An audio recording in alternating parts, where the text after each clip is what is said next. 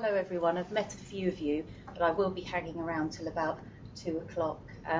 But I'm very excited to be here because I think it's fantastic that DWF have a diversity week. I think it's a great start. A culture doesn't happen overnight. It's one conversation at a time, so this is an ongoing conversation. But I'm honoured to be here to speak about the disability agenda.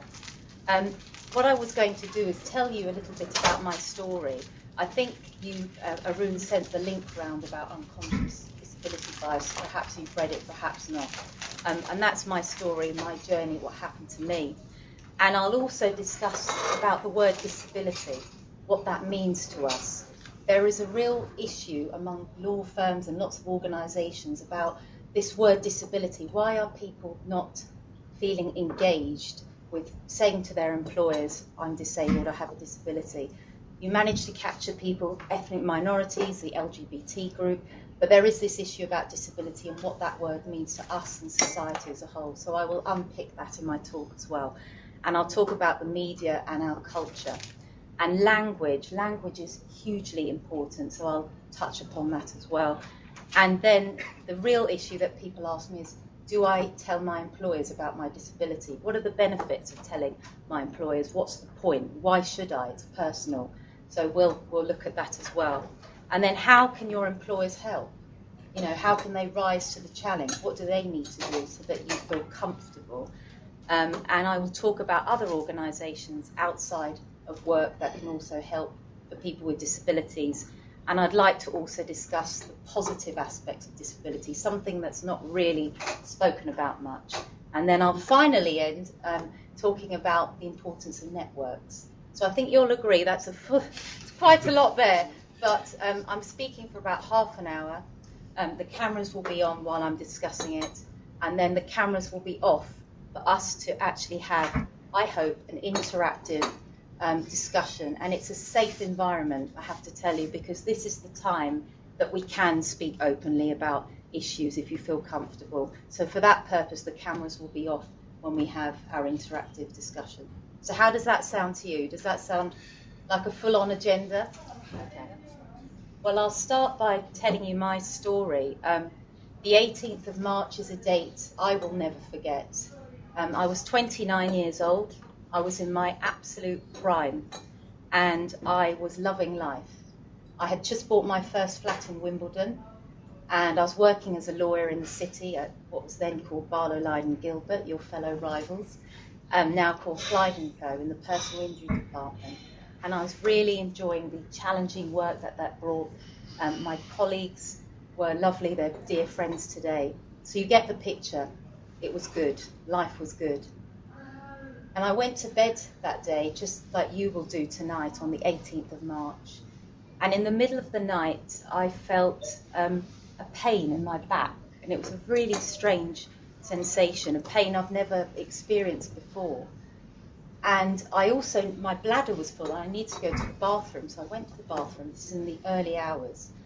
And I just couldn't go to the toilet for some reason. My bladder was full, but I just couldn't pass any water. Went back to bed. Same thing, got up, kept going back to the bathroom, back to my bedroom, back to the bathroom. And within hours, my legs just got weaker and weaker. And in the end, I just couldn't get out of bed at all. It was the most frightening experience I've ever encountered. And I was very scared because I was on my own. I was living there I was on the second floor, there's no lift. I phoned my parents, and my mum, understandably, was very concerned. And I phoned my friend at work saying, I can't move my legs. And she's a very calm person, and the panic in her voice made me realise, gosh, this is really serious. So, to cut a long story short, the ambulance came, they had to carry me down, I couldn't even stand. Went to hospital, and I spent time at St George's Hospital, and they did every test under the sun. And I became very unwell, actually. I got pneumonia. I had a collapsed lung. Never been in hospital in my life. I'd never smoked before. I was a vegetarian. I went to the gym 4 or 5 times a week. You just wouldn't think it would happen to you, but it did. And after I got better, the job in hand was what has happened. So my neurologist ran lots of tests. And in the end, they said, you've had a stroke of the spinal cord. I'd never heard of it either, 29 years old.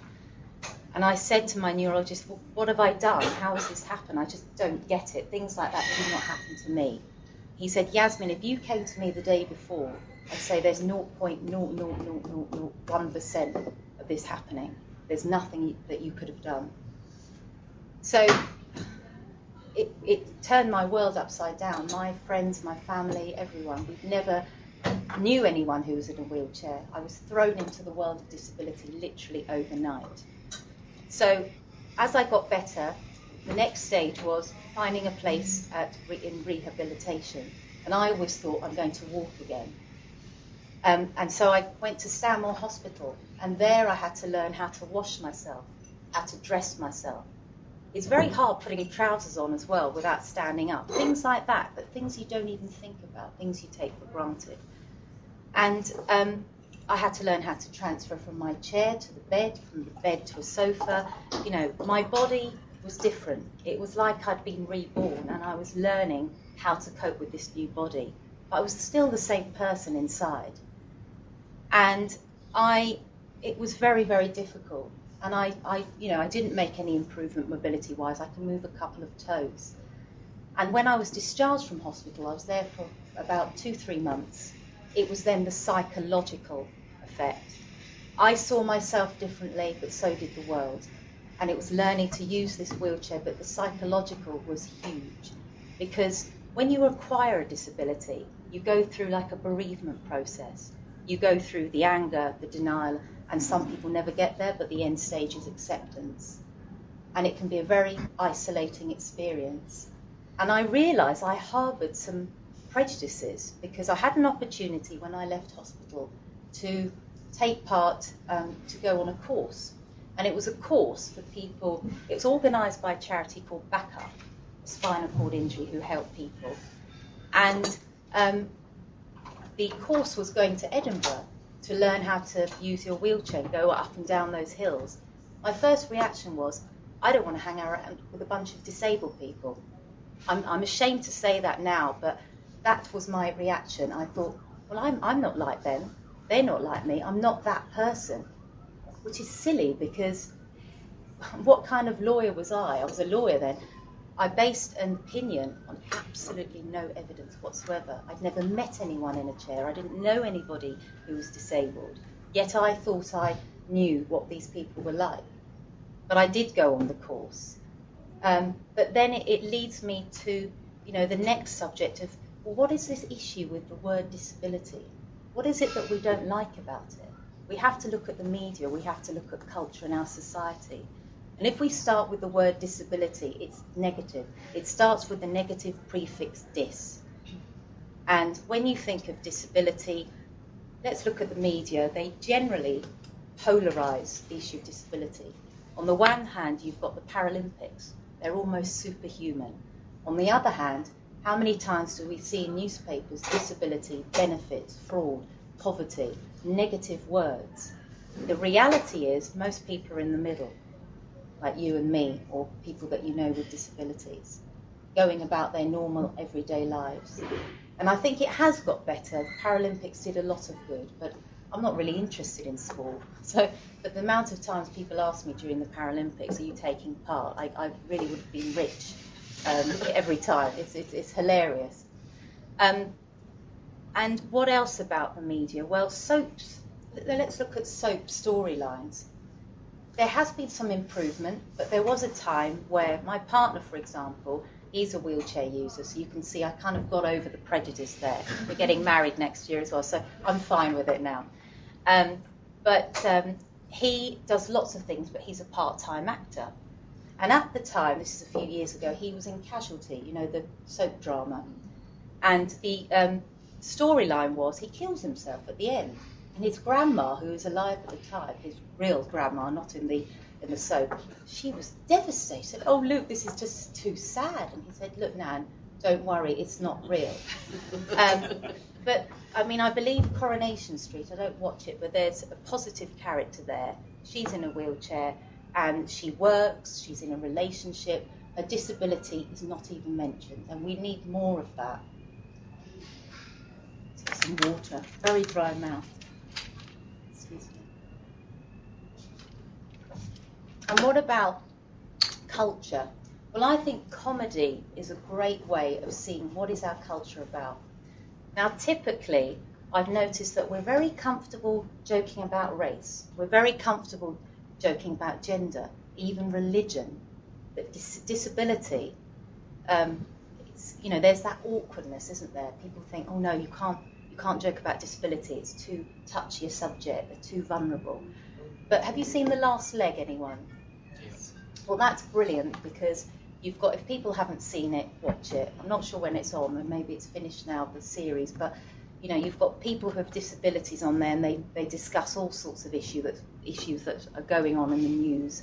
But they also speak about disability, but they make it humorous, and they smash through barriers, and they also make it informative and educational, and they make it okay that you can laugh about disability. There is a light-hearted side to it as well, so I think that's fantastic. And I want to speak about language. Now, I don't know how many of you, for example, use the term wheelchair-bound. I despise it. And I'm sure that I used that word probably before I was injured, without even thinking about it. Because it's common parlance, isn't it? We use it all the time. We see it. We see it in headlines. It may be used, on the news. But it's something we don't think about until you're in that particular group. You think, hang on a minute, I don't really like that. Wheelchair bound, not really into bondage, sorry, not interested.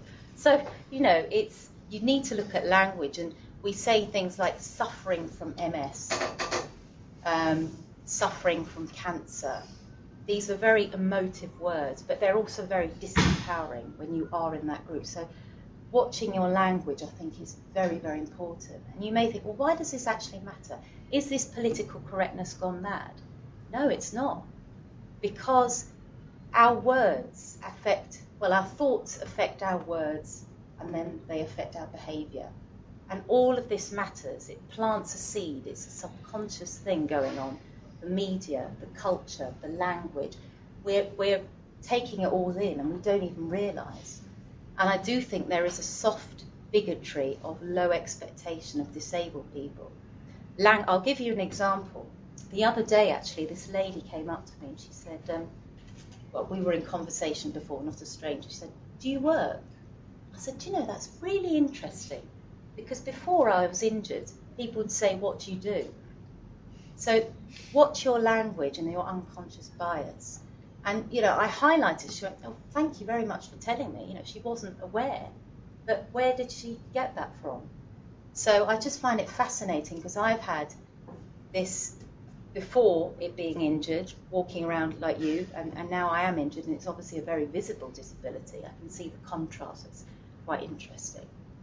So I'm now going to speak about what has this got to do with telling your employers about your disability. And notice I say the word tell or share your disability, not disclose, because I'm uncomfortable about the word disclose. It suggests it's shrouded in secrecy. There's some dirty secret that you need to disclose. Let's just say share or tell. It's much easier. I think it makes people more comfortable as well. So why should you tell them? Well, if you have a disability and you're getting on with your life and it doesn't impact your work, then no need to tell. Why should you? It's personal. And I understand the reservation of some people not to tell. It's a matter of trust, isn't it? Trust it can take months to build up, but it can take minutes to destroy trust. But you need trust in your employers. Can you trust them not to put it on your record? Can you trust them not to tell HR? Can you trust them not to tell other colleagues? Confidentiality is key. People will not tell their employers if they feel uncomfortable, that they haven't got a culture in which they feel free and comfortable to share it. But what are the benefits? What's the point, you may ask? Well, my disability is very visible, obviously, but when I went back to work, I had to share some information with my employers because then I could be my best at work and thrive at work. But I had to say, look, it takes me longer to get ready in the morning. I'm on medication at that time which made me quite drowsy. So we arranged I came in later because by the time I got in, the medication had worn off and I wasn't absolutely killing myself to get in. So there was some flexible working. I also know somebody, a trainee solicitor, who has, he's an amputee, and he's got a prosthetic leg, and he says, sometimes he gets very tired and it rubs and it's quite painful. So he's arranged with his employers to work one day at home and rest his leg. So, and he can put it up and he's more comfortable. He probably does more chargeable hours, to be fair. Because technology, how lucky are we? We were just speaking about technology. We're living in a world where this has enabled disabled people to be flexible and employers to show flexibility in working at home if need be. So I think that's a fantastic thing. So employers can help by having trained line managers to have conversations which are confidential, discreet, consistent, and sensitive. And they can help by providing reasonable adjustments. That is the legal, the legal requirement. So reasonable depending on the size of the organisation, depending on the cost of the adjustment. So that's how employers can help. Other organisations, well, Arun said in his introduction, I'm a member of the Lawyers with Disability Division, and it's free to be a member, and you can attend lots of seminars, and it's a good networking opportunity as well. And also they have a mentoring scheme. So they match you up with a mentor. If you wish to speak about disability and you need some guidance, they have a mentoring scheme which is very popular. And have you heard of Access to Work, anyone? Some have. Well, I'll just briefly tell you, it's part of the government and it's really helped me, because when I went back to work, they provided a taxi to and from work, which is brilliant. They actually chucked some money towards this wheelchair. It's a super light wheelchair, carbon fibre, really fast and speedy, which saves my poor little shoulders from, lugging around a heavy chair. So they chucked some money towards that, which is brilliant. I think roughly over £1,000, so it's pretty generous. And access to work, so there's travel arrangements and equipment. They also came in and did a workplace adjustment, workplace assessment. They paid for a new keyboard, they checked the height of the desk, so they do a lot of good stuff there. And there's also Law Care. Now, Law Care is a charity for people in the legal profession, and they are open 365 days a year. It's free, it's confidential, and if you have any issues, personal or professional, Law Care are there for you to speak with them confidently. And let's talk about positive stuff. Well, I personally feel I have gained enormous amount through having a disability. You wouldn't think it, but I have. I think I've learned to be more emotionally intelligent. Now, lawyers probably could do with a bit of that, couldn't they? A bit of emotional intelligence, I can say that. But I think it does. It makes us more self-aware as well. And I'll give you an example, actually. I get comments every single day from people, even if it's, do you need help? Every single day somebody will have an exchange with me. But some exchanges are absolutely hilarious and some are plain stupid, to be honest. But I always have to risk assess it and think, who's the person speaking to me, and so that I'm not coming across as rude. So this old gentleman came up to me in the bus the other day and he said, it was absolutely marvellous. You pushed yourself in the bus. You don't need an electric chair. Fantastic. I was just looking at him blankly. The whole bus was quite bemused, to be honest. He carried on. He said, you must get a wonderful cardiovascular workout there as well. Again, I was just staring at him. I said, and you look so well, don't you? You look so well. And I just didn't know what to do. So he said, and now you're going to tell me you don't speak English. So the whole bus, I'm sure they just thought, what the hell is going on here? But I thought, this is an older guy. Why am I telling you this story? I'll tell you why. This is an older guy from a different generation who is genuinely, absolutely delighted to see me out and about. And I couldn't hurt his feelings. And he really was chuffed, you know, that somebody was out. They'd washed, they'd even brushed their hair, and they're in a wheelchair. Imagine that. So I just smiled sweetly. I said, thank you very much. I don't know where to start with that. Off he tootled off. The bus exploded in laughter. We had a good old, you know, in a nice way. But so emotional intelligence, being aware. I was aware of his world and his generation. He wasn't aware of mine. But that's fine. You know, you need to know when to pick your battles. People have said some silly things and I've picked them up on it. But in that situation, I'm not going to go there. I personally don't feel I want to go there. So look at the intention behind it. And finally, I'll speak about networks. Now, I understand you've got an online discussion forum on disability, which is fantastic. I really encourage everybody to use that. Cultures, as I say, do not happen overnight. It's a conversation at a time. So use those networks. And I did go on that backup course, incidentally, in Edinburgh. Had the best time of my life. I connected with people who had empathy. My friends could sympathise, they couldn't empathise. There's a difference there. Don't be ashamed. Don't be ashamed to connect with charities, with people who understand your situation. You know, I got over that, and they're friends now to this day, some of the people there. So don't worry about, you know, don't want anything to do with charity. It does help enormously. It's helped me. And networks like the Lawyers with Disability Division, part of the Law Society, take advantage of these. The Law Society is only down the road. And be part of the mentoring scheme if you feel comfortable. But keep talking, that's what I think. And I think, you know, see the positive aspects, you know, there's strengths within us that we don't realise if people have disabilities. You know, you've got to think outside the box. You have challenges. And you don't even know that you have those skills to overcome those challenges that other people don't necessarily have. So that is a skill. You know, it reminds me of Charles Darwin saying that the strongest, the species that survive are not the strongest or necessarily the most intelligent. They're the ones that adapt to change. And when you acquire a disability, boy, do you have to adapt to change. And even if you are born with a disability, the environment is disabling. You have to change. You have to adapt to that environment and think of ways to go around it. So networks, positivity, I wholeheartedly encourage you to be part of the conversation. And on that note, we can open up the debate and you can ask me questions and hopefully we can have a bit of a lively discussion.